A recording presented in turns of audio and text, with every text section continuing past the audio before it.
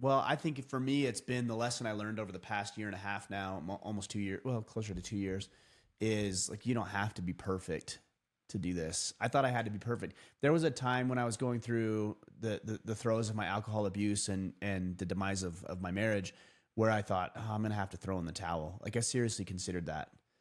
Never looked any further than just considering it in my own mind, but there was a time where I really thought that.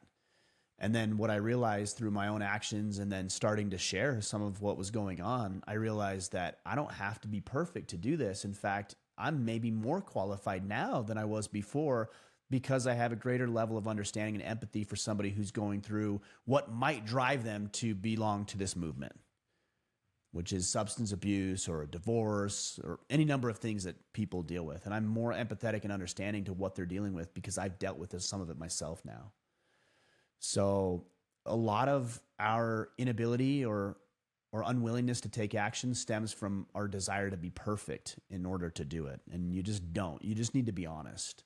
And I wasn't always honest, but now that I am, being honest, even about my shortcomings and indiscretions and screw ups and failures and setbacks, not only does it empower me, but it connects me at a deeper level to the people who want to be connected to this movement, unlike I ever was connected with those people before.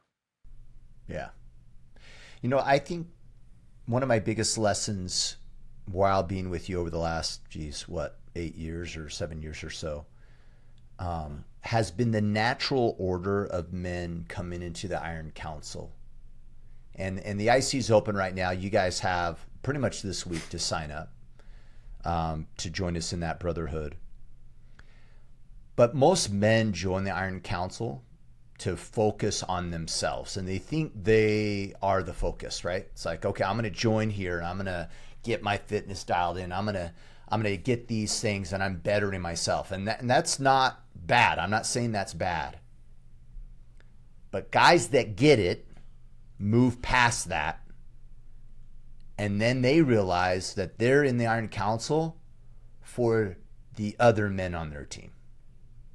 They're in the Iron Council so they can show up more powerfully with their family, with their kids, with their spouse. And it no longer becomes about them as much as fine-tuning the tool to serve other individuals. And man, that is so powerful.